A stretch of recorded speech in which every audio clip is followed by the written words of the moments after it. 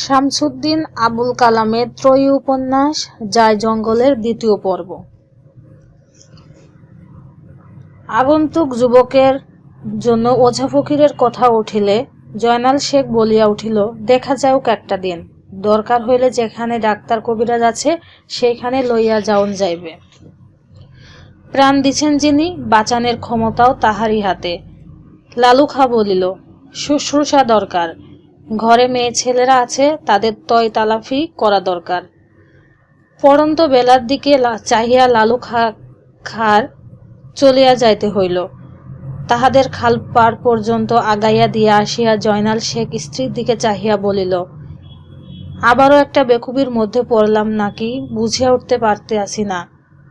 হালিমন আগন্তুক যুবকের শুশ্রূষায় ব্যস্ত ছিল। নিচু স্বরে কেবল বলল, ছি, ও কথা কি, কাজকর্ম ফালাইয়া আসলাম, কে না কে এইটারে ঘরিয়া রাখিয়া কাজে যায় কেমন করিয়া। হালিমন সেই রকম ধীর স্বরেই বলিল, এর এমন অবস্থা নাই যে কোনো ক্ষতি করে। হুঁশ ফিরিয়া আসুক, সব বৃত্তান্ত শুনুন যাও, পরের বিষয় পরে দেখুন যাইবে। জয়নাল শেখের কাছেও তাহা সঙ্গত মনে হইল।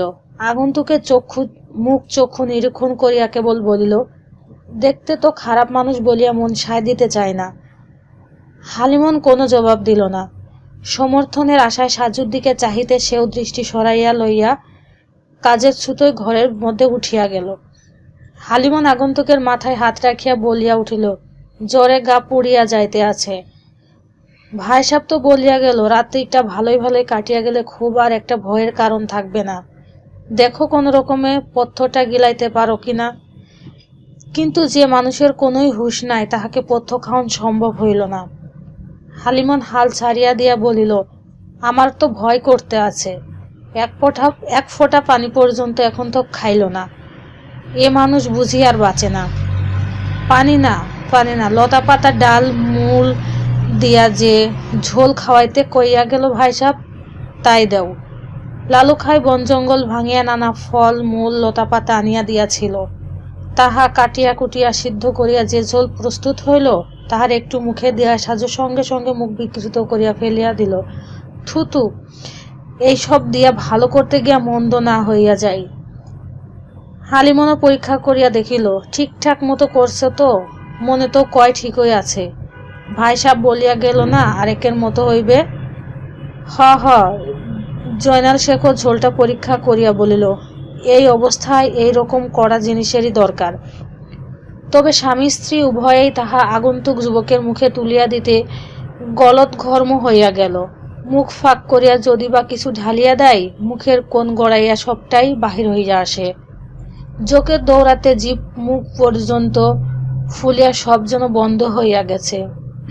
থাউক এখন, হয়তো এরকম জবরদস্তিতে আজাবি হইতে আছে, না হয় জ্বরটা একটু কমিয়া আসিলে আবার চেষ্টা করা যাইবে। বাহিরে জঙ্গলের ওপর তখন ঘনরাত্রি নামিয়া আসিয়াছে। আসমানের অজস্র তারা চতুর্দিকে অন্ধকারকে আরো প্রকট করিয়া তুলিয়াছে।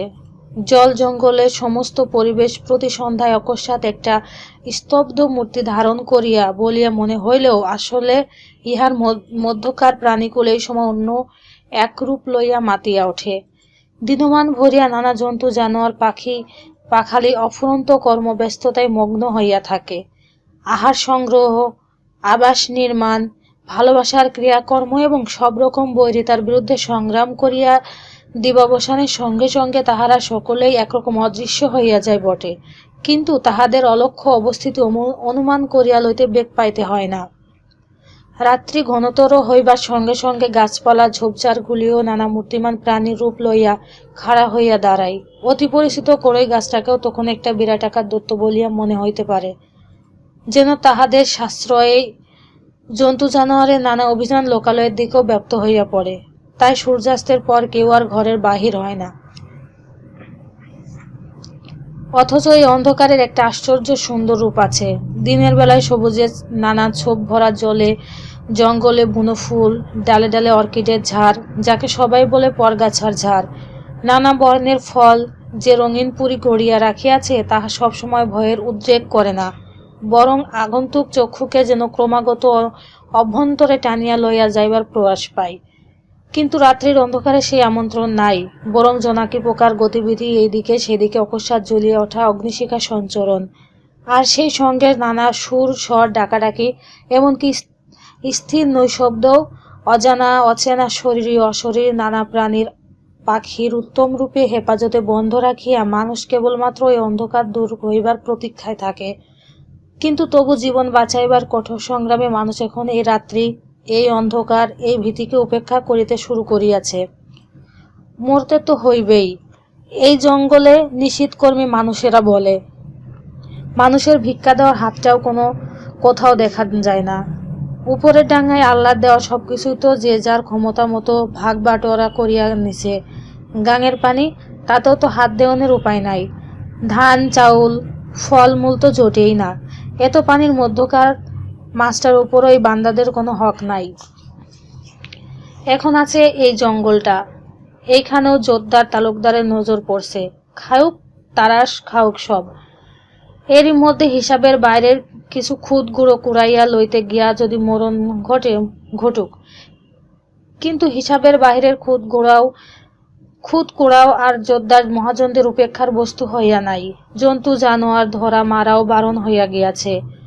বনের অজস্র মৌচাক হইতে মধু সংগ্রহ এখন চৌর্য বৃত্তির আখ্যা পাইতে শুরু করিয়াছে।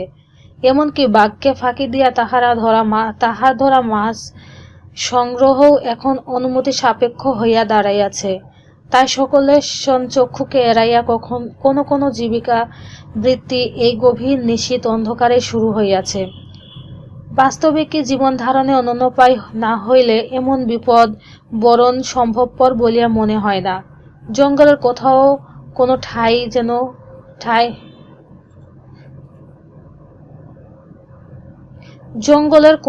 ঠাই যেন মৌমাছি বন।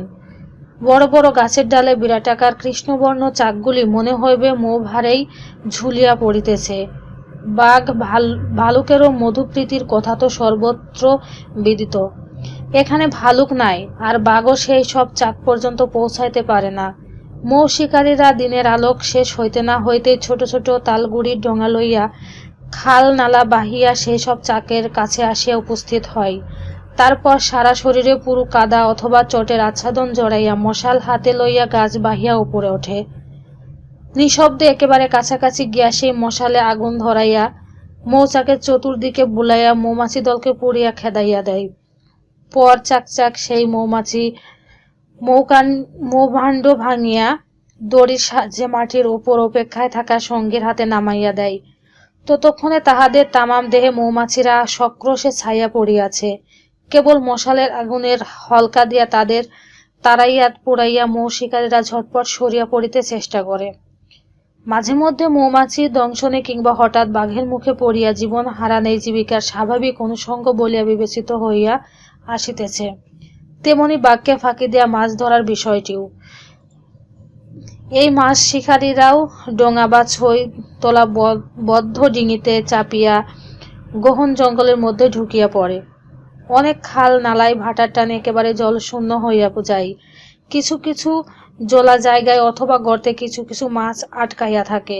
সেই সময় মাছ খেকো বাঘ পাশের ঘন ঘাসবন অথবা ঝোপঝাড়ের আড়াল হইতে বাহির হইয়া আসে। আটকা পড়া ওই মাছগুলিকে থাবায় থাবায় জলা ঠাই হইতে তুলিয়া পাশেই আরেকটা গর্ত ভরিয়া আটকাইয়া দেয়। ভাটার গতির পেছনে পেছনে এইভাবে বহুদূর পর্যন্ত তাহারা মাছ সংগ্রহ করিয়া চলে। ক্লান্ত বা খুবই ক্ষুধার্ত হইয়া পড়িলে অথবা জোয়ার আসার আন্দাজ করিয়া ওই মাছ খাইতে খাইতে পেছন ফিরিয়া আসে।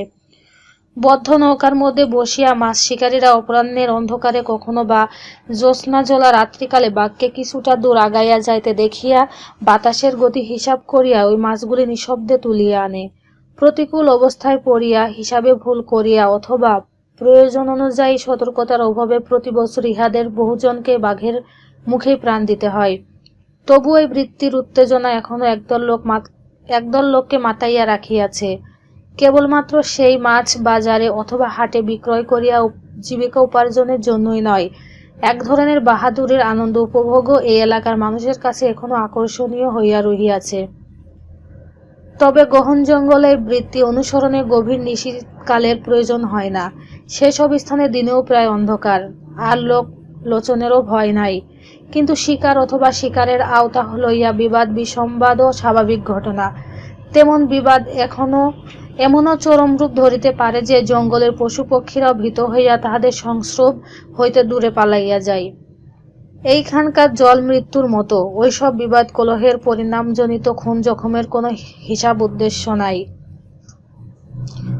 অন্ধকারই নয়, জঙ্গলি বহু রহস্যকে এখনো সংগোপনে নিজের অভ্যন্তরে লুকাইয়া রাখিয়াছে।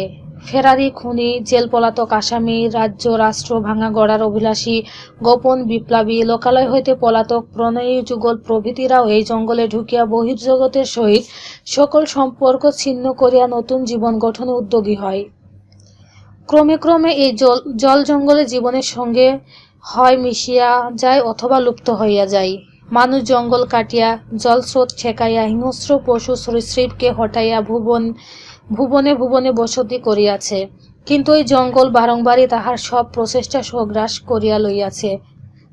মাটি নাই এখানে, তাই ঠিক ঠিক লড়াইয়েরও উপায় নাই। লালুখা বলে, পায়ের তলায় মাটি আর বৈঠার তলার পানি না পাইলে আওগান যায় না। বাস্তবিকই জঙ্গলের প্রধান এলাকাটা একটা পুরু এবং ভাসমান আস্তরণের ওপর গড়িয়া উঠিয়াছে বলিয়া মনে হইতে পারে। অনেক সময় পুরানো দিঘির ওপর কলমি কচুরিপানার আস্তরণ ক্রমে ক্রমে এমনভাবে ঢাকিয়া ফেলে যে তাহার ওপর ধীরে ধীরে গাছগাছরা তো জন্মাই, গরু বাছরও চরিতে দেখা যায়।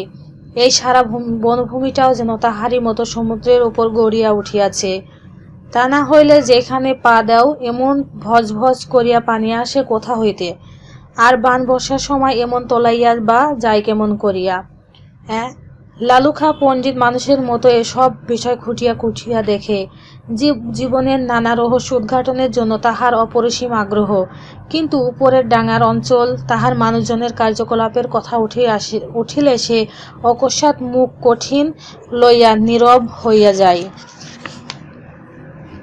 কি কারণে তাহা লইয়া কেউ কোনো জিজ্ঞাসাবাদ করে না।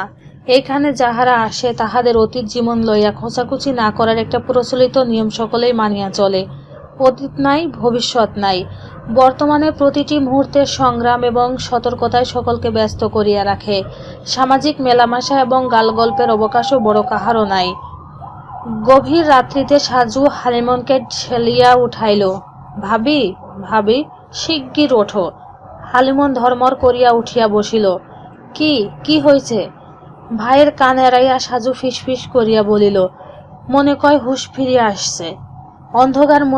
অন্ধকারের মধ্যে তাহার হাত ধরিয়া হালিমন আগন্তুক যুবকের কাছে গেল। বারান্দার একধারে বেড়া ঝাঁপ দিয়া একটা ঘরের মতো তৈয়ার করিয়া দিয়াছিল জয়নাল শেখ। সেইখানে অনির্বাণ জ্বলা রেলির তেলের প্রদীপের আলোকে দেখা গেল আগন্তুক যুবক নিস্তেজ দৃষ্টি লইয়া নিসার হইয়া পড়িয়া রহিয়াছে। কাছে সেই আরকের খোরাটা শূন্য। হালিমন ফিসফিস করিয়া জিজ্ঞাসা করিল, খাইছে? খাইতে চাই নাই, আমি জোর করিয়া একটু একটু করিয়া খাওয়াইয়া দিছি। ননদের করিতকর্মতায় হালিমন খুশি হইল বটে, কিন্তু স্বভাব সিদ্ধভাবে একটু খোঁচাও দিল। বুঝছি তোর হাতে বলিয়াই ওই আরকও নিশ্চয় মিঠা লাগছে। সাজু অকস্মাৎ তাহার হাত ছড়াইয়া ফিরিয়া যাইতে চাহিল, কিন্তু হালিমন তাহাকে জোর করিয়া ধরিয়া রাখিল। কখন হুঁশ পাইল? সাজু প্রথমটা মুখ ভার করিয়া আর কোনো কথা বলিতে চাহিল না। আরে ঠাট্টাও বোঝোস না? এদিকে অমন একটা সুন্দর জোয়ান মানুষের মরণ বাঁচনের বিষয়। আমিও তো তাই বলি, তুমি আর ঠাট্টাই অছিলা পাইলা না।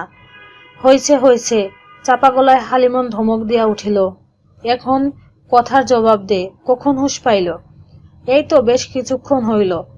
তুই কাছে আছিলি? কিছু কইল টইল? সাজু ইতস্তত করিতেছে বোঝা গেল। হালিমন একটু অপেক্ষা করিয়া বলিল, পূর্ব দিকে যেন হলক দেখা দিছে। তা তুই বুঝি আর দুই চোখের পাতা মিলাস নাই? সাজু আবারও ইতস্তত করিয়া আসমানের দিকে একবার উকি দিয়া কহিল, তোমারে লইয়া আর পারন গেল না ভাবি। তুমি আন্ধারের মধ্যেও আলোক দেখো, আরো যে কত কি দেখো। হয় তোমার চোখের দোষ আছে, না হইলে আমি বোধ করি হুঁশ হারাইয়া ফেলছি। হালিমন চাপা শব্দে একটু হাসিয়া উঠিল। হয় ওই রকমই হয় রে। জান দিয়া জান, হুশ দিয়া হুশ, জীবন সাধনার ওইটাই তো আদত কথা। সঙ্গে সঙ্গে সে সাজুর হাত টানিয়া লইয়া বলিল, হইছে হইছে, আবারও ফোঁস করিয়া উঠিস না রে। মনে কয় তোর বাস্তবে কি হাত গুণ আছে, মানুষটা টিকিয়া গেল। আয় এখন ঘরে আয়, শরীরটারে একটু বিশ্রাম দে। সাজু একটু জড়সড় ভাবে তাহার হাত ছাড়াইয়া বলিল, যদি কিছু লাগে টাগে কিংবা চাইটাই। হালিমন কয়েক পা আগাইয়া ঝাঁপের ফাঁক দিয়া একটু কাল উকি ঝুঁকি দিয়া ফিরিয়া আসিল। মনে কয় চোখ বন্ধ করিয়া এইবার ঘুমাইতে আছে, একটু পরে তোর ভাইজানকে উঠাইয়া দেন যাইবে, যদি কিছু লাগে সেই দেখবে। আয় এখন। সাজু ধীর পদে ঘরে উঠিয়া গেল, কিন্তু নিজ বিছানায় গিয়াও সে ঘুমাইতে পারিল না। অন্ধকারের মধ্যে দৃষ্টি মেলিয়া সে বাহিরের দিকে কান খাড়া করিয়া রাখিল। মাচানের চতুর্দিকে ঘোর জঙ্গল, কেবল খাল পাড় এবং গাঙের দিকটাতে একটু খোলামেলা এলাকা। খালের পাশে ঘন হগলা বনের মধ্যে ডাহুকগুলি ঘুরিয়া ঘুরিয়া ডাকাডাকি করিতেছিল সন্ধ্যাকাল হইতে। সেই দিকের কেয়া ফুলের ঝাড়ের মধ্যে হইতে সদ্য ফোটা ফুলের গন্ধ চতুর্দিকের পরিবেশে একটা উগ্র অথচ মাদকতা ভরা আকর্ষণ বিছাইতেছিল। হয়তো সেই সব ঠাই এখন বিষাক্ত সাপের ভিড়ে ভরিয়া গিয়া উঠিয়াছে। তাহাদের বিচিত্র বর্ণের দেহের গন্ধ আকুল গতিবিধি স্মরণ করিয়া সাজুর শরীরেও যেন একটা কাঁপন বহিয়া গেল। চক্ষু বন্ধ করিয়া মন হইতে সমস্ত ভাবনা তাড়াইয়া সে ঘুমাইতে চেষ্টা করিল। জঙ্গলের নিশীথ জীবনের সম্পূর্ণ অন্য এক জগৎ। শরীরী এবং অশরীরী প্রাণীকুল ও পরিবেশ অনেকটা অলৌকিক বলিয়াও মনে হইতে পারে। এই সময় স্বাভাবিক প্রাকৃতিক নিয়মের সমস্ত জীবকুলের নিদ্রিত হইয়া পড়িবার কথা, কিন্তু কার্যত তাহার বিপরীত অবস্থাটাই স্বাভাবিক হইয়া ওঠে। তাহার কারণ দিনের প্রখর রৌদ্রজ্বলা, আর্দ্র বায়ুভরা ঘুমপাড়ানিয়া পরিবেশ, অথবা আগন্তুক মানুষ কুলেরই নানা দাপট উৎপাত, তাহা সঠিক নির্ধারণের উপায় নাই। কেবল বাঘই নয়, ধূর্ত শিয়ালও এই সময় গভীর অভ্যন্তর হইতে বাহির হইয়া সাময়িক বসতির কাছাকাছি তো বটে, দূর দূরান্তের গৃহস্থ বাড়ির কাছে গিয়া উপস্থিত হয়। হাঁস মুরগি, গরু ছাগল, এমনকি প্রয়োজনের তাগিদে বাহির হইয়া আসা মানুষের উপরেও তড়িৎ গতিতে ঝাঁপাইয়া পড়িয়া বহু ক্রোশ অবধি টানিয়া লইয়া যাওয়া তাহাদের পক্ষে অবলীলা কর্ম। গৃহস্থরা টের পাইয়াও কিছুই করিয়া উঠিতে পারে না। এদিকে সেদিকে ছড়াইয়া পড়ে বুনো শুয়োরও, তাহারাও হিংস্র দাঁতে নখে শিকার আক্রমণ করিয়া যেন একটা খেলার আনন্দেই মাতিয়া ওঠে। হরিণকুল আত্মরক্ষার তাগিদে বাতাস শুকিয়ে তাহাদের গতিবিধি অনুমান করিয়া ক্রমাগত স্থান বদলাইতে বাধ্য হয়। তবে প্রাণীকুলকে অন্য প্রাণীকুলের থাবা হইতে রক্ষা পাইবার ব্যবস্থা প্রকৃতি স্বয়ংই করিয়া রাখিয়াছে। বাতাস তাহাদের গতিবিধির খবর ছড়ায়, মশামাছি সঙ্গে চলে, বাদর ছোটাছুটি করিয়া একতেলা দেয়, পাখি পাখালি কখনো অতি সপ্তর্পণে, কখনো বা ডাকাডাকি করিয়া আসন্ন বিপদ বা আক্রমণের আভাস জানাইয়া চলে। ফলে এই সময়ে সকলেরই গতিবিধি অতি সংগোপন। তাই জঙ্গলের অতি শান্ত স্তব্ধ অবস্থা যেন পরস্পরের অসঞ্চরণ শব্দ শুনিবার জন্যই। এমনকি পোকামাকড়ও এই জগতের অন্যতম গুরুত্বপূর্ণ অংশ। অনেক সময় তাহাদের গতিবিধি এবং ডাকাডাকি অনুসরণ করিয়া অন্যান্য জন্তু জানোয়ারের গতিবিধি অনুমানও সহজ হইয়া ওঠে, কিন্তু কেবল পরস্পরের নিকট হইতে অথবা মানুষের বৈরিতার বিষয়ে সতর্কতা যথেষ্ট নয়। এইসবের উপরে আছে সমুদ্র, তাহার বক্ষোদ্ভূত ঝড় ঝঞ্ঝা বন্যা। সময় সময় তাহার প্রকোপে জঙ্গলের স্বাভাবিক জীবনাচার বিপর্যস্ত হইয়া পড়ে। পশু পাখি, কীট পতঙ্গ এবং বিভিন্ন রকম সরীসৃপের দল কখনো নিরাপদ ছায়ের সন্ধানে, কখনো বা নাচার হইয়ায় দূর লোকালয়ের আশেপাশেও গিয়া উপস্থিত হয়। মানুষ তখন তাহাদের বেকায়দায় পাইয়া মহাবিক্রম সহকারে হত্যার উৎসবে মত্ত হইয়া ওঠে। যাহারা আহত অবস্থায় অথবা প্রচণ্ড তাড়া খাইয়া পলায়ন করিতে বাধ্য হয়, তাহাদের অশরীরী আবির্ভাব লোকবিশ্বাসকে বহুকাল যাবৎ চঞ্চল করিয়া রাখে। লোকে বলে, জখম লইয়া মৃত্যুবরণ করিলেও তাহাদের অদেহী আত্মা প্রতিষেধের জন্য একদিন না একদিন আসিয়া হাজির হইবেই, অথবা সেই জখম বা অপমানের প্রতিহিংসায় তাহারা একদিন প্রতিশোধ লইবেই। এইসব বিশ্বাসের ফলশ্রুতি স্বরূপ নানা রকম পূজা এবং আচার অনুষ্ঠান এই জঙ্গল জীবনের সঙ্গে একাত্ম হইয়া উঠিয়াছে। মাঝে মধ্যে বনের জন্তু জানোয়ারকে সন্তুষ্ট রাখিবার জন্য তাহাদের উদ্দেশ্যে নানা উৎসর্গ, তাহাদের স্বনামে বা না ডাকিয়া দেবদেবী কিংবা সম্মানিত উপাধি পদবিযুক্ত সম্ভ্রান্ত নাম দিয়া সসম্ভ্রম সমীহ প্রদর্শনও সাধারণ লোকাচারের অঙ্গ হইয়া গিয়াছে। বিশেষ করিয়া সূর্যাস্তের পর এই প্রাণীকুলের রাজ্য হইতে নিজেদের সম্পূর্ণভাবে পৃথক করিয়া লইবার রেওয়াজ ভঙ্গ করার মধ্যে সাধারণত একটা অন্যায়ের বোধ সাধারণ বৈরিতার সাধারণ নৈতিকতার বিষয় বলিয়া স্বীকৃত। তাই সে নিয়ম ভাঙা অন্যায়কারীদের উপযুক্ত সাজা পাইতে দেখিয়াও কেহ কখনো খুব একটা বিচলিত বোধ করে না। অকস্মাৎ একটা আওয়াজ পাইয়া সাজু চমকাইয়া উঠিল। কান পাতিয়া শুনিতে চেষ্টা করিল তাহা কোন দিক হইতে আসিয়াছে। বারান্দার ওপর হইতে অথবা মাছানের তলায় কিংবা আশপাশের জঙ্গল হইতে, তাহা অনেকক্ষণ চেষ্টা করিয়াও ঠাউর করিতে পারিল না। একটু পরে সে আস্তে ডাক দিল, ভাবি, জয়নাল ভাই। কিন্তু তাহাদের দিক হইতে কোনো সাড়া আসিল না। কিছুক্ষণ অপেক্ষা করিয়া সাজু সপ্তর্পণে বারান্দার কেওয়ারের কাছে আগাইয়া গেল। ফাঁক দিয়া দেখিল আগন্তুক যুবকের ঘরে বাতিটা ঠিক মতোই জ্বলিতেছে বটে, কিন্তু তাহার আলোক নিস্তেজ। হয়তোবা সলিতাটা অবিলম্বে উস্কাইয়া দেওয়া প্রয়োজন, তা না হইলে নিভাইয়া সম্পূর্ণ অন্ধকার অল্পক্ষণের মধ্যেই যেন সেই যুবকের অস্তিত্ব বিলুপ্ত করিয়া দিবে। কিন্তু কেওয়ার ঠেলিয়া বাহিরের দিকে পা বাড়াইতেই মনে হইল মাচানের তলা হইতে কে বা কাহারা দ্রুত গতিতে জঙ্গলের মধ্যে ঝাঁপাইয়া পড়িল। বলা বাহুল্য কিছুটা ভয় পাইল সাজু, কিন্তু সঙ্গে সঙ্গে অন্য একটা আতঙ্ক তাহাকে সাহসী করিয়া তুলিল। একবার তাহার ভাই এবং ননদকে ডাক দিতে গিয়াও সে শেষ পর্যন্ত একাই সপ্তর্পণে বারান্দায় নামিয়া গেল। সেই যুবকের ঘরের ঝাঁপ খুলিয়া দেখিল প্রদীপটা বাস্তবিকই নিবু নিবু অবস্থা এবং আগন্তুক গভীর ঘুমে আচ্ছন্ন। সে সপ্তর্পণে প্রদীপের সলিতাটা উস্কাইয়া দেয়া কিছুক্ষণ যুবকের মুখের দিকে চাহিয়া রহিল। নিশ্চিত হইল তাহার নিঃশ্বাসের শব্দ শুনিয়া, বুকের ওঠানামা দেখিয়া। তারপর পায়ের কাছে জড়ো হইয়া থাকা কাঁথাটাকে আস্তে তাহার দেহের উপর বিছাইয়া দিল। পরে আরো একটু কাল তাহাকে নানা প্রশ্ন ভরা দৃষ্টি লইয়া পর্যবেক্ষণ করিয়া আস্তে আস্তে ঝাপটা ঠেলিয়া বাহিরে আসিল। সেই মুহূর্তে সে যদি ফিরিয়া তাকাইত, দেখিত আগন্তুক যুবক ধীরে ধীরে দৃষ্টি ফেলিয়া তাহার দিকেই চাহিয়া রহিয়াছে। বারান্দার ওপর সাজুর সারা শরীরটা আবারও ছমছম করিয়া উঠিল। আশেপাশের ঝোপঝাড়ের মধ্য হইতে জোনাকির দল সরিয়া গিয়া ঘোর অন্ধকারকে আরো গাঢ় করিয়া তুলিয়াছে। তীক্ষ্ণ দৃষ্টিতে কিছুক্ষণ সে অন্ধকার পর্যবেক্ষণ করিয়া সাজু দ্রুতপদে ঘরে উঠিয়া গেল। আবারও গিয়া বিছানায় গা এলাইয়া দিল ঠিকই, কিন্তু একটা দুর্ভাবনা কিছুতেই মন হইতে দূর করিয়া দিতে পারিল না। বারংবারই তাহার মনে হইতে লাগিল অসংখ্য ছোট বড় শিয়াল যেন রক্তের গন্ধ শুকিয়ায় মাচানের চতুর্দিকে একটা ব্যূহ সৃষ্টি করিয়া ধীরে ধীরে আগাইয়া আসিয়াছে। ওপরে উঠিবার সিঁড়িটা টানিয়া তোলা না থাকিলে তক্ষণে তাহারা অতিথির বিধ্বস্ত দেহটাকে লুফিয়া লইয়া গিয়া উদরস্থ করিয়া ফেলিত। চমকিয়া উঠিয়া সে বালিশের ওপর মুখ গুজিয়া হয়তো সে দৃশ্যটাকে মন হইতে তাড়াইয়া দিতে চাহিল। ইতিমধ্যে পূবের আকাশ ধীরে ধীরে ফর্সা হইয়া আসিতে শুরু করিয়াছিল। ক্রমে ক্রমে শোনা গেল কিছু পাখালির কলরব। উষাকালে ঠান্ডা হাওয়ায় কিছু চাঞ্চল্যের শব্দ উঠিল গাছগাছালির ডালে পাতায়। একটু পরে মাচানের পাশে বাঁধা মুরগির খোপের মধ্যে বড় মোরগটাও হঠাৎ গলা ছাড়িয়া ডাকিয়া উঠিয়া চতুর্দিকে যেন অভয় ছড়াইয়া দিল। সঙ্গে সঙ্গে সর্বত্র আরো নানা রকম কলরব জাগিয়া উঠিল। জয়নাল শেখও বিছানা ছাড়িয়া উঠিয়া পড়িয়াছে বলে মনে হইল। কেবলমাত্র সেই সময়ে সাজু অনুভব করিল যে বহু কষ্ট করিয়াও সে আর ঘুমের অতল হইতে নিজেকে ভাসাইয়া রাখিতে পারিতেছে না।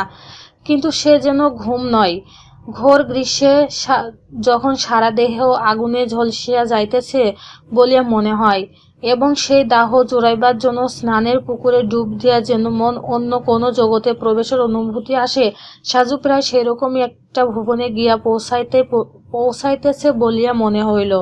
কানের কাছে বাজিয়া উঠিল শিশু বয়সে মায়ের কাছে শোনা পাতালপুরীর কাহিনী, যেখানে এক দুষ্টু মুনির সাপে বহু শতাব্দী কাল যাবৎ একটা রাজ্যই প্রস্তরীভূত হইয়া রহিয়াছে। কোনো দিন কোনো সাড়া নাই, শব্দ নাই, কোনো জনপ্রাণীরও চিহ্ন নাই। কেবলমাত্র স্বর হোগলাবনের মতো দীর্ঘাবয়ব ঘাসবন ক্রমাগত ধীর নিত্যছন্দে দুলিয়া দুলিয়া একটা নিঃশব্দ প্রার্থনায় মগ্ন। তাহাদের ঘন আবরণ সরাইয়া আরো গভীরে গিয়া দৃষ্টিতে পড়িল এক মণিমাণিক্য উজালা প্রাসাদ, যাহার দুয়ারে প্রহরী প্রস্তরীভূত মূর্তির মতো, আর অভ্যন্তরে রাজপুরীর রাজা, পাত্র মিত্র সভাসদ, রানী এবং তাহার দাসী, রাজকন্যা এবং সখীদল সকলেই কোন জাদুমন্ত্রে পাথর। সবশেষে দৃষ্টিতে পড়িল এক মনোহর কক্ষে রত্নরাজি খচিত পালঙ্কের ওপর পরম প্রশান্ত নিদ্রায় অভিভূত রাজকুমারকে। কোন জাদু স্পর্শে জাগরণের অপেক্ষাতেই বহু শতাব্দী যাবৎ নিশ্চল হইয়া পড়িয়া থাকিতে বাধ্য হইয়াছে। ঠিক সেই মুহূর্তে সাজুর সমস্ত দম যেন ফুরাইয়া গেল। প্রাণপণ শক্তি সঞ্চরণ করিয়া আকুল ব্যাকুলভাবে ওপরে ভাসিয়া উঠিয়া সে নিত্যদিনের পরিচিত পৃথিবীতে ফিরিয়া আসিল।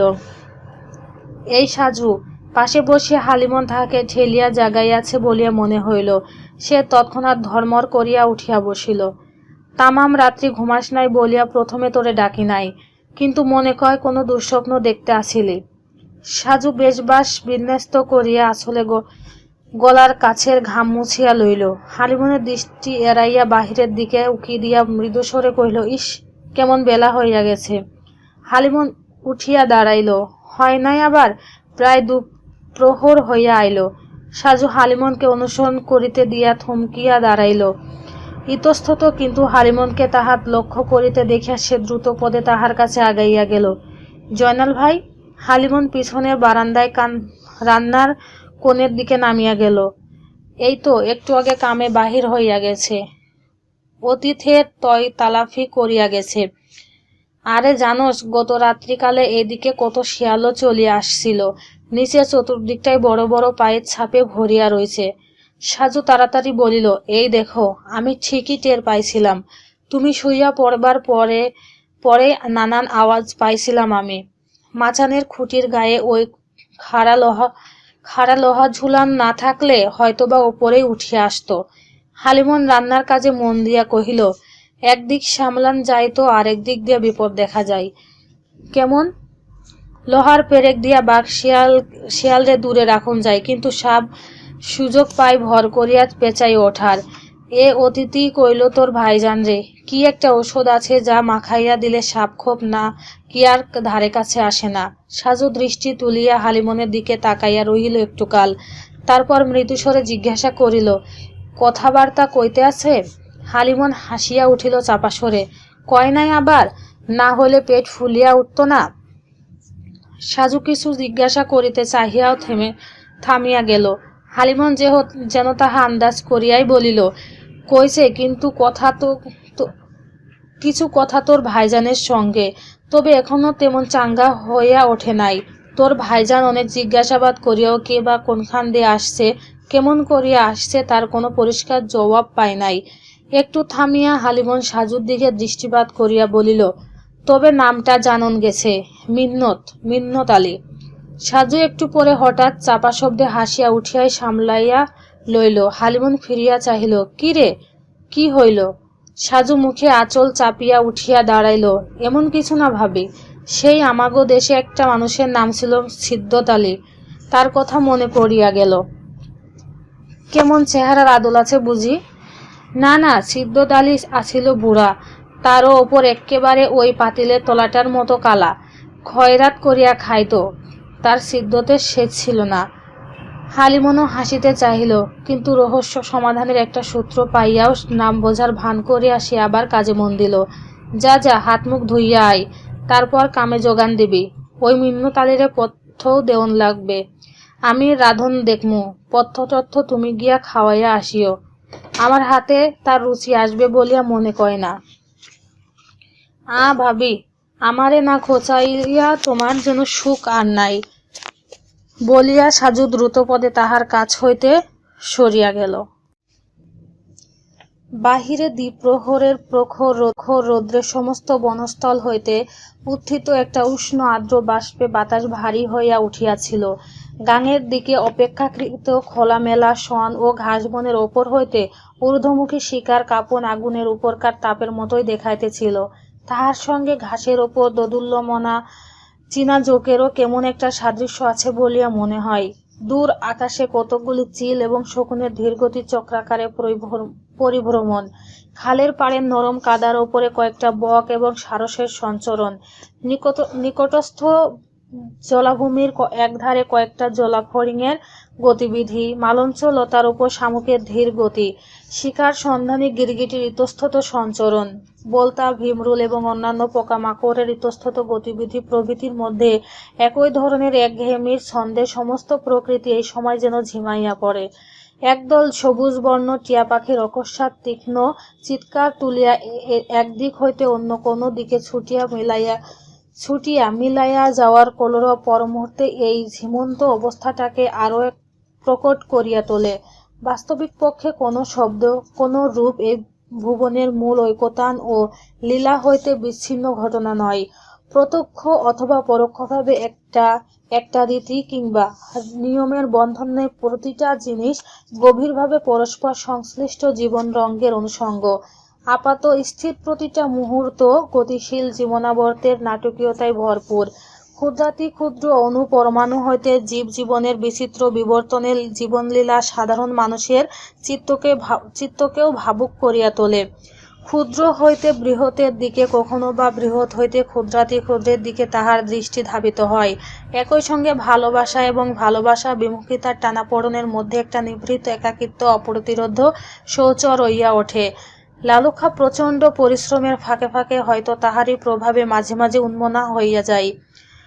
প্রায় বুক সমান জলা ঠাইতে নামিয়া গোলপাতা কাটার কাজ হয়তো এমন কিছু মুশকিলের মনে হইবে না, কিন্তু পানিতে লম্বা লম্বা কালো রঙের জোক আছে, নানা রকম বিষাক্ত সাপের উপদ্রব আছে, বিষাক্ত কাঁটাওয়ালা মাছ, আর পায়ের তলায় পিছল পচা ডালপাতার আস্তরণ। তাছাড়া বলতা এবং ভীমরুলের চাকও অজস্র। এইসব এড়াইয়া গোড়া হইতে পাতাগুলিকে ডাঁটাসহ কাটিয়া ডাঙা পর্যন্ত ভাসাইয়া টানিয়া আনাও সহজসাধ্য কাজ নয়। সময় সময় স্রোতের দৌরাত্ম্যও আছে। কাজের ফাঁকে তামাকের হুকায় বেশ কয়েকটা টান দিয়া লালুখা গোলপাতার স্তূপের দিকে চাহিয়া চিত্তার্পিতের মতো বসিয়াছিল। এক সময় যেন আপন মনেই বলিয়া উঠিল, ডাঙায় মানুষ বাড়তে আছে। জয়নাল শেখ দূর হইতে লক্ষ্য করিয়া পানি হইতে ওপরে উঠিয়া আসিল। হাতের দাঁত দিয়া পায়ের সঙ্গে লেপটাইয়া থাকা জোকগুলি কাটিয়া চামড়ার ওপর হইতে দূরে ছুড়িয়া দিতে দিতে জিজ্ঞাসা করিল, কিছু কইলেন না কি ভাইসাব? লালুখা তাহার দিকে হোকাটা বাড়াইয়া দিল, বলিল, কই যে ডাঙায় মানুষ বাড়িয়াই চলছে। কত বছর ধরিয়াই জঙ্গলে গোলপাতা কাটার কাম চলতে আছে। মানুষের ঘরের চাল ছাওয়াও শেষ হয় না, আর এরও বাড়তির জন্য শেষ নাই। এই ভুবনে সবই যেন প্রতিযোগিতা করিয়া বাড়িয়া চলছে। জয়নাল শেখ হুকায় কয়েকটা টান দিয়া চারিদিকে চাহিয়া হাসিতে চাহিল। আমাগো কপাল ভালো ভাইসাব, শুনলেন না সেদিন আড়তের ঘাটে এখন কাগজ বানানোর কলেও এইসবের জন্য টান পড়ল বলিয়া। সব জিনিসেরই শেষ আছে না ভাইসাব? আমরা ভালোই ভালোই ফয়দা উঠাইয়া লইতে পারলেই হলো। লালুখা একটু পরে চারিদিকে দৃষ্টি বুলাইয়া বলিল, ঠিকই কইলা। চতুর্দিকে খোদা তালা নানান জিনিসের মেলা খুলিয়া রাখছে। এইটা নাই তো সেইটা আছে, কিন্তু আমার কথা হইল যে ডাঙার মানুষও নানান তাগিদে এই দিকে পিলপিল করিয়া আসন শুরু করছে। পঙ্গপালের যেমন ধান ক্ষেত শেষ করিয়া যায়, এই জঙ্গলেরও একদিন তেমন দশা হইয়া না যায়। আল্লাহ দেখবে ভাইসাব, দুশ্চিন্তা করিয়া কাম নাই। লালুখা হাসিবার চেষ্টা করিয়া বলিল, চিন্তা না হয় না করলাম, অন্ধ হইয়া তো থাকুন যায় না। এই জঙ্গলের এইখান সেইখান ঘুরিয়া প্রায় চুল পাকাইয়া ফেলছি। ডাঙ্গার মানুষদের এড়াইয়া যতই গহনে আসছি, একদিন মনে হয়েছে তারই যেন পেছন ধাওয়া করিয়া আসতে আছে। কেবল দরকারে পড়িয়া না, লোভে লোভেই তারা যেন সব লুটপাট করিয়া কাটিয়া পুড়িয়া মারিয়া ধরিয়া শেষ করিয়া দিতে আছে। এত বাদর ছিল ওই জঙ্গলে, বনবাসের সব রামের সহচর, এখন যেন আর চোখে পড়ে না।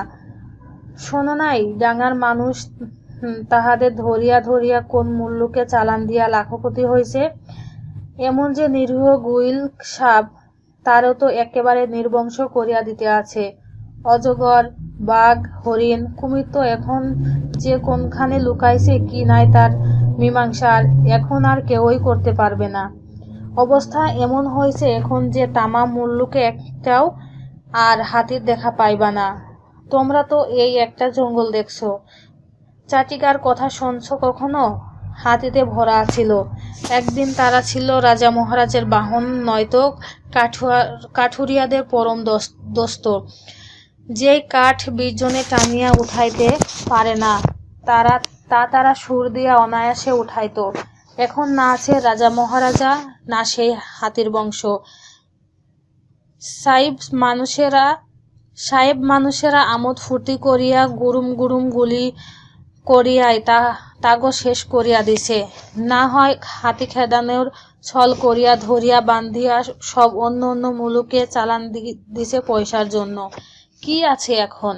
আছে এখনো কেবল এই গাছপালা, সুন্দরী গাছ, কড়ই গাছ, জারুল গাছ, বাঁশ, গোলপাতা, হোগলা আর শনের বন তো অবিরাম কাটা চলছে। কান পাতিয়া শোনো, চতুর্দিকে কোড়ালের আওয়াজ যেন তামাম জঙ্গলরে কাঁপাইয়া দিতে আছে।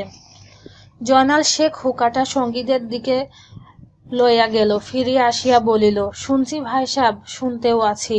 আগে ওই আওয়াজগুলান আমারে উতলা করিয়া দিত, কেমন যেন একটা পাল্লা দেওয়ার। আরো তাড়াতাড়ি কোড়ালের কোপ চালাইবার জন্য অস্থির হইয়া উঠতাম। রাত্রিকালও ভালো ঘুম হইত না। মনে করতাম আমার আগেই অন্য কেউ আসিয়া সব কাটিয়া কুটিয়া লইয়া যাইবে। লালু খা একটু হাসিয়া মাথা দোলাইল। প্রথম সেই অবস্থায় কার না হয়েছে। একই জায়গায় দুই দল কাঠুরিয়ার দাঙ্গা বিবাদে তো এখনো চলতে আছে। যত ঘোর জঙ্গল তত বেশি বিপদ আপদ, তত তার ভয় কম ঠিকই। কিন্তু চতুর্দিকে নানা রকম খটাখট শব্দ শুনিয়া মনে কয় মানুষ যেন যুদ্ধে নামার মতো একটা নকশা লইয়া সবকিছু কাটিয়া ছুটিয়া আমার চতুর্দিকেই আওগাইয়া আসতে আছে। আমার পোষা হরিণটাও সেই আওয়াজে কেমন অস্থির হইয়া ওঠে। তার সঙ্গে সঙ্গে কেমন একটা ভয় যেন আমারও পাইয়া বসে। জয়নাল শেখ হাসিতে চাহিল। এখন আর ওইসব দুশ্চিন্তা করিয়া লাভ নাই ভাই সাহেব, আড়তদার জোরদারেরাই সেই ভাবনা দূর করার ব্যবস্থা আছে। কিন্তু বিবাদ যখন শুরু হয় তখন মধ্যে পড়ে তোমার আমার মতো কামলারা। লালু খা হাঁটুতে 2 হাতের ভর করিয়া উঠিয়া দাঁড়াইল। শোনো ভাই, কথা না বলে যুদ্ধ করে রাজরাজরা প্রাণ হারায় নলখাগড়া। থাউক আগাম ভাবন দিয়া, এখন কাম নাই, কামে লাগন যাওক। জয়নাল শেখও আবার পানিতে নামার উদ্যোগ করিল, কিন্তু লালু খাকে ফিরিয়া তাকাইতে দেখিয়া থামিয়া গেল। ভালো কথা জয়নাল, তোমারে একটা কথা বলন হয় নাই। কাছে আগাইয়া আসিয়া লালু খা বলিল, বসো, 2 দণ্ড বসো। সেদিন আড়তের মহাজন জলিল মিয়া আমার একটা প্রস্তাব দিছে, কথাটা তোমারে বলনের সুযোগ হয় নাই। জয়নাল শেখের মুখের দিকে চাহিয়া লালু খা একটু ইতস্তত করিয়া তারপর হাসিতে চাহিয়া বলিল, কথাটা আগে ঠান্ডা হইয়া শোনো, তারপর দেখুন যাইবে। জলিল মিয়া তোমার বইনের সঙ্গে সম্বন্ধ করতে চাই। জয়নাল শেখ একটু অবাক হইয়া রহিল, তারপর হাসিয়া উঠিয়া কহিল, তার পলা তো সাজু চাইয়া কত ছোট। না না, তার পলার জন্য না, সে নিজেই বিবাহ করতে চাই। সে গতবার কখন এইদিকে আসছিল তখনই বোধ করি দেখিয়া গেছে। জয়নাল শেখ অবিশ্বাসী দৃষ্টি লইয়া লালু খার চোখের দিকে তাকাইয়া রহিল। তাহার বিমূঢ় ভাব লক্ষ্য করিয়া লালু খা ধীরে ধীরে বলিল, এইখানের বাঘেরই আমরা বড় শিয়াল বলে মনে করি। তার চাইতেও বড় শিয়াল বড় জলিল মিয়া। এইসব বিষয় একবার তার চোখ পড়লে আর পিছপা হয় না। মেয়ে ছেলেরে এইসব ঠাইতে মুরগির মতোই খোপে ঢাকিয়া রাখতে হয়। সাজু, সে তো মাচান ছাড়িয়া কখনো কোনো দিকেই যায় নাই। লালু খা হাসিয়া বলিল, মাস কয়েক আগে আড়তের কাছে না একবার সিনেমা আসছিল, তখন তোমরাও গেছিলা। সেই কালেই জলিল মিয়া প্রথম দেখছে। তারপর এইদিকে দেখাশোনা ছুতা করিয়া আসিয়া আবারও গোপনে দেখিয়া গেছে বলিয়া মনে হয়। তা এমন ভাবনায় পড়লা কেন? বোনটারে তো আজ চিরকালই সঙ্গে রাখতে পারবা না। তার একটা সম্বন্ধ তো করণ লাগবেই একদিন। এই জঙ্গলে তেমন পাত্রই বা কই। জয়নাল শেখ বেশ কিছুক্ষণ চিন্তিতভাবে নীরবে বসিয়া রহিল। তারপর ঘাড়ের ওপর দিয়া পেছনে কর্মরত সঙ্গী 2 জনের দিকে চাহিল। লালু খা তার মনোভাব অনুমান করিয়া বলিল, বিষয়টা লইয়া আমিও অনেক ভাবনা চিন্তা করছি।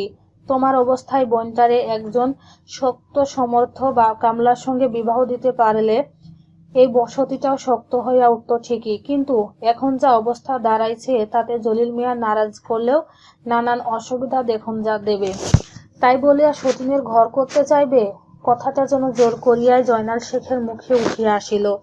বিবাহটা তোমার পছন্দ মতো একটু গরজ করিয়া দেওয়ান উচিত ছিল, এখন মনে কয় একটু দেরি করিয়া ফেলাইছ। জলিল মিয়ার যা অবস্থা, তাতে তার বয়স, সতীনের ঘরটর কোনো কাজের কথা না। অমন সম্বন্ধ করিয়া তোমার বশত এখানে চিরদিনের মতো পাকা হইয়া যাইবে। জয়নাল শেখ বিমূঢ়ের মতো লালুখার মুখের দিকে কিছুক্ষণ চাহিয়া থাকিয়া বলিল, আপনিও তাই কন? লালুখা হাত তুলিয়া যেন তাহাকে বাধা দিতে চাহিল। আহা, আমি তোমারে ওই দিকেই ঠেলিয়া দিতে আছি ভাবিয়া বসিও না। বিষয়টা লইয়া চিন্তা করার আছে। দেরি যখন করছো, এখন ঝট করিয়া কিছু বলিয়া করিয়া ফেলনো ঠিক হইবে না। জয়নাল শেখ বলিল, আমার অবর্তমানে দেশেই সাজুর একটা সম্বন্ধ হয়েছিল, আমি তা ভাঙিয়া দিয়া সঙ্গে লইয়া আসছি। এইখানে আসিয়া যেন দেখতে দেখতেই এতগুলান বছর পার হইয়া গেল। তার ভাবি যদিও আমারে অনেকবার বলছে, কিন্তু এদিকে মন দিবার অবসর পাই নাই। সারাদিনই তো কাজে বাধা পড়িয়া আছি। লালুখা এদিক সেদিক চাহিয়া হাঁটুতে ভর দিয়া উঠিয়া দাঁড়াইল। আসো, এখন সেদিকেই মন দেউন যাক। আবারও জোয়ারের সময় হইয়া আসতে আছে। তাছাড়া জলিল মিয়া চৌকিদাররা কেউ আসিয়া পড়লে অকথা কুকথা শুনতে হইবে। পানি কাদার মধ্যে আবারও নামিবার আগে কলা গাছের পিছল খোল এবং লতাপাতা দিয়া আবারও শক্ত করিয়া বাঁধিয়া লইতে হইল। কেবল শীত দাঁড়ার ওপর বিষাক্ত কাঁটাওয়ালা মাছের অথবা মাটিয়া সাপের কবল হইতে আত্মরক্ষার জন্যই নয়, নিচের পচা কাদাও যেন পায়ের চামড়া মাংস জলজ প্রাণীর মতোই কুড়িয়া কুড়িয়া খায়। জ্বরের সময় পানি ফাঁপিয়া উঠলেও স্রোত তলাটা ধুইয়া লইয়া যাইতে পারে না। নানা উদ্ভিদ এবং এই গোলপাতারি কাটা মূলের অংশ সেই পক্ক স্থির হইয়া থাকে। সতর্ক হইয়া পা না ফেলিলে সেই সব মূল খণ্ডে পা বিঁধিয়া যাইবার ভয়ও আছে। লালুখা পানিতে নামিতে নামিতে সঙ্গীদের উদ্দেশ্যে হাঁক দিল, এই মিকু, তালেব, যাও, তোমরা এখন একটু জিরাইয়া লও গিয়া। এক সিলিম তামাক টানিয়া শরীরটা গরম করিয়া লও। মিকু এবং তালেব দুজনই প্রায় সমবয়সী কামলা। মাথায় গামছা বাঁধিয়া কিছুটা দূরেই তাহারা কাজে ব্যস্ত ছিল। মুখ ফিরাইয়া তাহারা কেবল সাড়া দিল। লালুখা একটু থামিয়া জয়নাল শেখকে ফিসফিস করিয়া বলিল, ওদের সামনে আবার যেন এসব কথা উঠাইও না। তালেবের স্বভাব চাপা, কিছু কয়টয় না, কিন্তু শুনলে মনে কষ্ট পাইবে। জয়নাল শেখ অবাক হইয়া তাহার মুখের দিকে তাকাইল। লালুখা তাড়াতাড়ি কথাটা উড়াইয়া দিতে চাহিল, আহা, তোমারে লইয়া আর পারন গেল না মিয়া। তুমি আবার আরো একটা ভাবনা লইয়া বসিও না। এইটা সেটা দেখিয়া আমার মনে হর হামেশায় নানান কথার উদয় হয়। কখনো সখনো আমারও তো মনের ভুল হইতে পারে। ইতিমধ্যে মিকু এবং তালে পানি ঠেলিয়া কাছে আগাইয়া আসিয়াছিল। তাহাদের ওপরের দিকে উঁচা করিয়া তোলা হাতের দিকে লক্ষ্য করিয়া লালুকা খুশি হইয়া উঠিল। আরে আরে, ওই সব জটাইলা কখন? তালেবের হাতে বেশ কতকগুলি বড় বড় গলদা চিংড়ি ছটফট করিয়া লাফাইতেছিল। এক মুখ হাসিয়া বলিল, তলায় হাতড়াইয়া ধরলাম। লালুখা চিংড়িগুলি পর্যবেক্ষণ করিয়া কহিল, সারা গায়ে কেমন কালা শেওলা দেখছো? মনে কয় কোনো বদ্ধ জলা থেকিয়া এইখানে নামিয়ে আসছিল। আর তোর হাতে কি রে মিকু? লতা পাতায় বাঁধা একটা পোটলা ছিল মিকুর হাতে। তালেবের দিকে ইঙ্গিত করিয়া বলিল, হোগলা ফুলের গুড়ি। এও ওই তালেব হোগলা বনের মধ্যে থেকে আনছে। তালেব একটু ইতস্তত করিয়া অনেকটা কৈফিয়তের সুরেই বলিল, ভাবি ভালো হোগলা গুড়ির পিঠা বানাইতে পারেন। যাবার সময় জয়নাল ভাই লইয়া যাইবেন। জয়নাল শেখ কিছু বলার আগে লালুখা তাড়া দিল, হইছে হইছে, যাও, এখন উপরে গিয়া একটু জিরাইয়া লও। জলিল মিয়া চৌকিদাররা আসিয়া ওই সব দেখলে মনে করবে কামে ফাঁকে দিছ। ভয় নাই চাচা, উঠিয়া লুকাইয়া রাখতে আছি। তালেব মিকুকে সঙ্গে লইয়া কাদা ঘাসের মধ্যে দিয়া উপরে উঠিয়া আসিল। হাতের মাছের পোটলাটা নামাইয়া পায়ের বাঁধা ছাদা খুলিতে খুলিতে বলল, ইস, এমন কষা করিয়া বাঁধছিলাম যে পায়ের তো বোধও যেন নষ্ট হইয়া গেছিল। মিকু সারা গা খুঁজিয়া খুঁজিয়া যোগ সারাইতে ব্যস্ত থাকিয়া বলিল, গায়ে রক্ত শুষিয়া শুষিয়া শেষ করিয়া দিল। সাধে কি আর এইদিকে কেউ আসতে চায় না? দায়ের কোপে যোগগুলিকে নির্মমভাবে টুকরা করিতে দেখিয়া তালেব যেন একটা গভীর চিন্তায় তন্ময় হইয়া উঠিল। কি হইল তালেব ভাই, হঠাৎ যে নিসার হইয়া গেলা? তালেব বহুক্ষণ পরে ধীর স্থিরভাবে বলিল, না কিছু না, কেবল একটা কথা মনে হইল।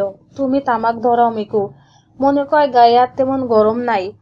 মিকু গা হাত পা পরিষ্কার করিয়া তামাক সাজাইতে বসিয়া বলিল, আমার দেশে এইসব মুল্লুকরে কয় ভাটির দেশ।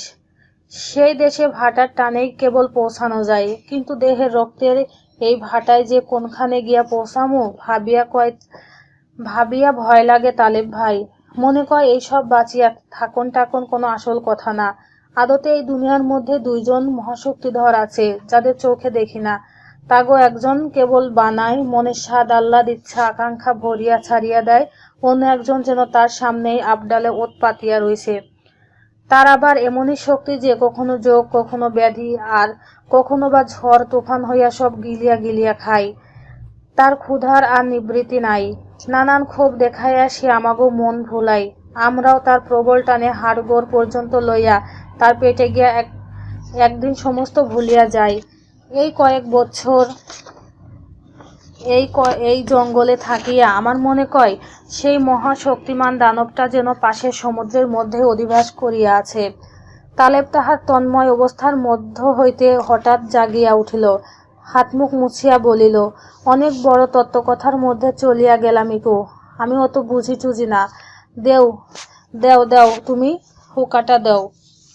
মিকু একটু অপ্রতিভ হইয়া হুকা বাড়াইয়া দিল। তারপর কিছুক্ষণ কর্মরত লালুখা এবং জয়নাল শেখের দিকে চাহিয়া থাকিয়া ধীরে ধীরে বলিল, আমিও একজন মূর্খ মানুষ তালেব ভাই, 2টা পয়সা কামার করার আগ্রহে এই জঙ্গলে আসছি।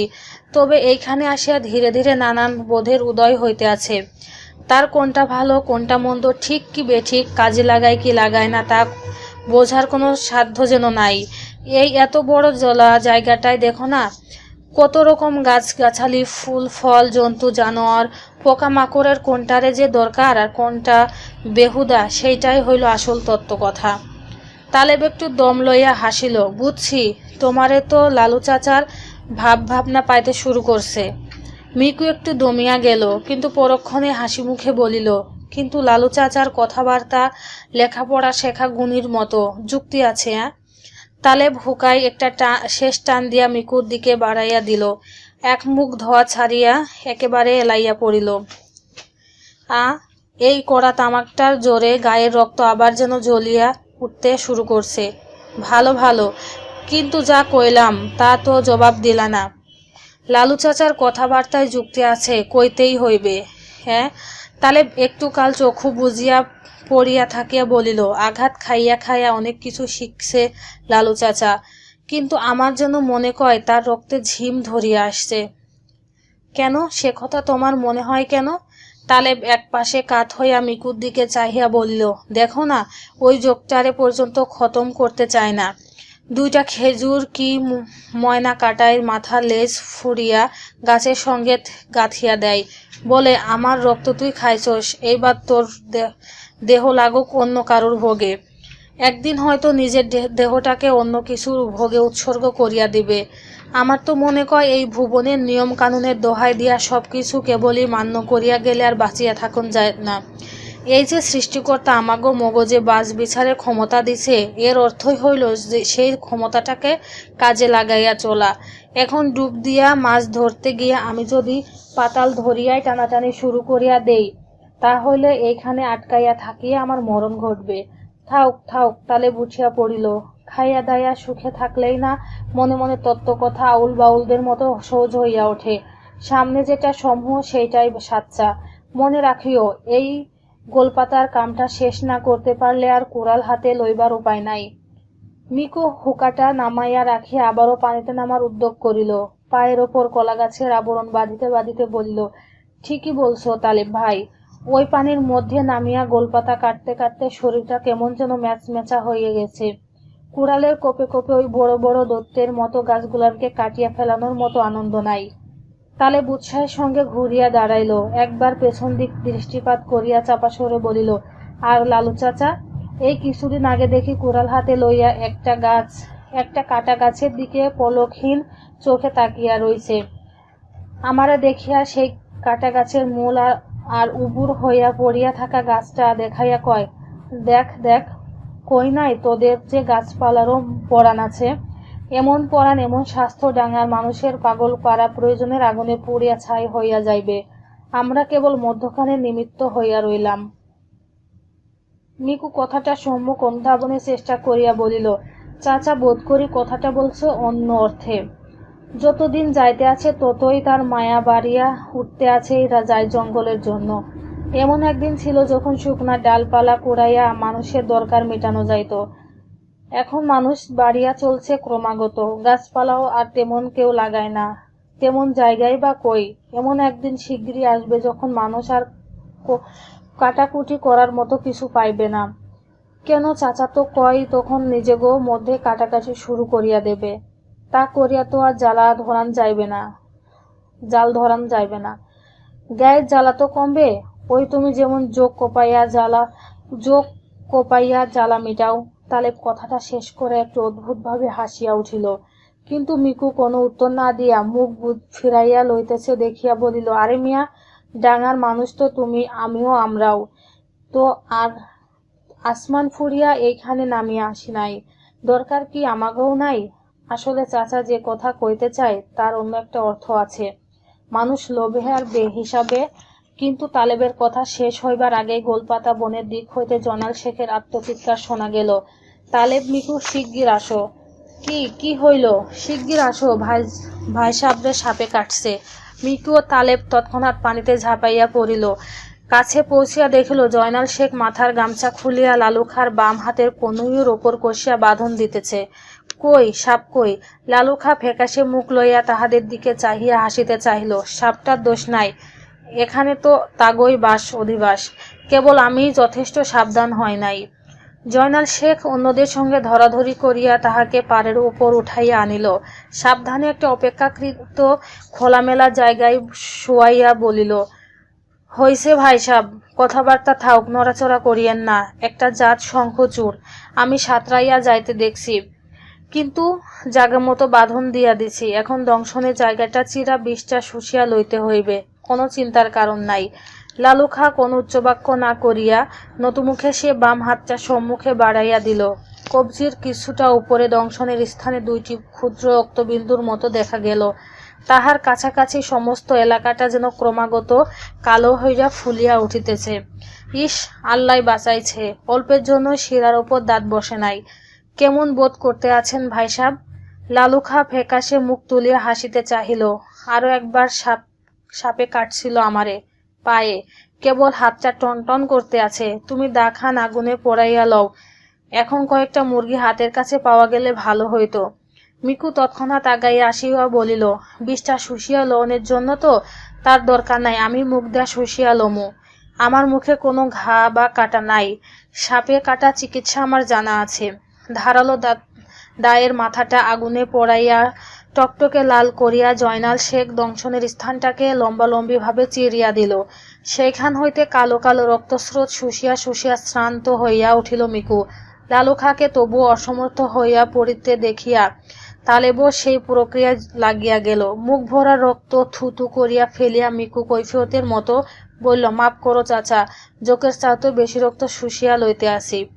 লালুখা একটা গাছের গুড়িতে হেলান দিয়া প্রায় এলাইয়া পড়িয়াছিল। হাসিতে চাহিয়া কহিল, আমি অসাবধান হইয়া এত ফ্যাসাদ সৃষ্টি করলাম, কাজ কাম পিছাইয়া গেল।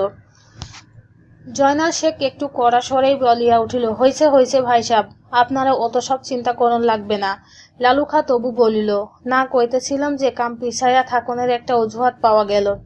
মিকু হাসিতে চাহিয়া বলিল, আসলে তুমি হয়তো খুশি হইছ চাচা, বেশ কিছুদিন আর দা কুড়াল হাতে লইতে পারবা না, কেমন কি না? লালুখা ছেলে মানুষের মতো হাসিতে চাহিল। তোগো যেমন কথা, আমি কাম ফাঁকি দিতে চাই নাই রে, কেবল কোনটা যে কাম আর কোনটা কুকাম তাই ভাবিয়াই মাঝে মধ্যে অচল হইয়া পড়ার ভাব দেখাই। পরে চিন্তা করিয়া দেখি হুকুমের গোলাম গো, সেই সব বিচারের কোনো অধিকার নাই। জয়নাল শেখ তাহাকে বেশি কথা বলিতে নিষেধ করিল। শঙ্খচূড়ের বিষ ভাই সাহেব, 2 দণ্ডে মানুষ শেষ হইয়া যায়। আল্লাহর কাছে হাজার শুকুর যে বিষয়টা রক্তে মিশিয়া যাইতে পারে নাই। এখন কাজকামের কথা থাকুক, একটু সুস্থ বোধ করলে চলেন আপনারে বাসায় লইয়া যাই। হাতটা টনটন করতে আছে বড়। 1 সিলিম তামাক সাজাও, গায়ের এই শীত শীত ভাবটা দূর হইক। মিকু নিজের গামছাটা আনিয়া লালুখার পিঠটা ঢাকিয়া দিল। কোনো পিরহান কারো গায়েই ছিল না। জয়নাল শেখ আগুনের কুণ্ডটাকে ঠেলিয়া সামনে আনিয়া আরো বড় করিয়া জ্বালাইয়া দিল। অনেক তো হইল, বাঁধনটা এবার খুলিয়া দেই। তালেবের প্রশ্নে জয়নাল শেখ অথবা মিকুর সঙ্গে সঙ্গে কোনো জবাব দিয়া উঠিতে পারিল না। মিকু কিছুক্ষণ ফোলা হাতটা পর্যবেক্ষণ করিয়া বলিল, সাবধানের মাইন নাই, কষ্টটা সহ্য করো আরো কিছুক্ষণ চাচা, আমার হাত মুখটা ধুইয়া আসি, তারপর ওপরে আরেকটা বাঁধন দিয়া ওইটা খুলিয়া দেওন যাইবে। কেবল একটা মুরগির পাছা চাপিয়াই বোঝন যাইবে সব বিষ নামিয়া গেছে কিনা। তা হইলে তাড়াতাড়ি বাড়ি লইয়া যাওন লাগে। জয়নাল শেখ মুখ তুলিয়া তাহাদের দিকে চাহিয়া তাড়া দিল, যাও যাও, তোমরা হাত মুখটা ভালো করিয়া ধুইয়া আসো গিয়া, আমি ততক্ষণে ভাই সাবরে হুকাটা সাজাইয়া দিই। পানির কাছে গিয়া কুচা করিতে করিতে তালেব বলিল, চাচা কেমন ঘাবড়াইয়া গেছে বলিয়া মনে হইল। মিকুর কাছে কথাটা হয়তো ভালো লাগিল না। ভালোভাবে মুখ পরিষ্কার করিতে করিতে বলিল, তুমি আমি অবস্থায় কি করতাম ভাবিয়া দেখো। আমার মনে কয় চাচার ওরকম বিমর্ষ হইয়া পড়নের কারণ অন্য। তালেবের সপ্রশ্ন মুখের দিকে তাকাইয়া মিকু আবারও বলিল, কিছুকাল হইতে লক্ষ্য করতে আছি, জঙ্গলের এই কাটাকুটির কামের ওপর থেকিয়া চাচার যেন মন উঠিয়া যাইতে আছে। কিছুদিন আগে এক রাত্রিকালে দেখি মাচানের বারান্দায় নিঝুম হইয়া বসিয়া তাকাইয়া রইছে অন্ধকারের দিকে। আমার সারা পাইয়া যেন ঘুম থেকিয়া জাগিয়া উঠলে। তারপর কথায় কথায় কয়, এ এক অন্য রাজ্যরে, এখানে ডাঙার মানুষের থাকিয়া নামিয়া আসিয়া উৎপাত সৃষ্টিকরণ ঠিক হয় নাই। ধীরে ধীরে এখানে একটা ঘোর শত্রু নানা রূপ লইয়া যেন ক্রমাগত প্রস্তুত হইয়া উঠতে আছে। আরো কয়, এই যে মানুষ এখানে নানান দেবদেবীর আবিষ্কার করছে, তাকে খুশি রাখনের জন্য নানা রকম পূজা উপঢৌকন দেয়। আমরা তা না মানিয়া বোধ হয় ঠিক করতে আছি না, এর ফলাফল ভালো হইবে না। তালেব একটুকাল চিন্তিতভাবে চুপ করিয়া বসিয়া রহিল। তারপর বলিল, অসভ্য জঙ্গলিগো সংস্কার কুসংস্কার আমাকেও যে মানিয়া চলতে হইবে তেমন কোনো কথা নাই। আমরা মুসলমানের জাত। আহা, আমি সে কথা বলতে আছি না। আমার কথাটা হইল যে আবহমানকাল ধরিয়া এখানে বসবাস কাজকামের খাতিরে যেই সব আচার বিচার গড়িয়া উঠছে তার একেবারে উপেক্ষা করিয়া যাওয়ানো ঠিক হয় না।